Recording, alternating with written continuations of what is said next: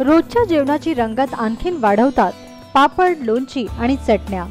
त्यातल्या त्यात लसणाची चटणी तर कमालच करते. आज शिकूया पारंपरिक पद्धतीने बनवलेली लसणाची चटणी. ही चटणी बनवण्यासाठी आपल्याला लागेल लसणाचा एक अख्खा गड्डा, 10 ते 12 सुक्या लाल मिरच्या आणि चवीपुरतं मीठ. लसणाची ही चटणी आपण पारंपरिक पद्धतीने बनवत आहोत, म्हणून इथे आपण पाट्याचा उपयोग केलेला आहे.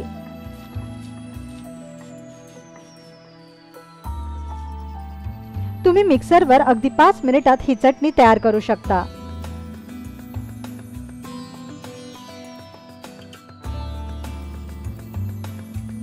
चटणीसाठी लागणारी सर्व जिन्नस एकत्र करून घ्या आणि त्याला पाण्याचा हबका मारून एकत्र वाटून घ्या.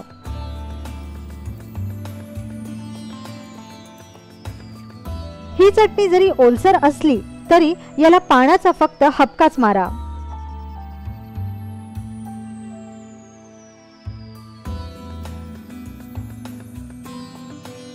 साधारणतः 4 ते 5 दिवस लसणाची ही चटणी चांगली टिकते.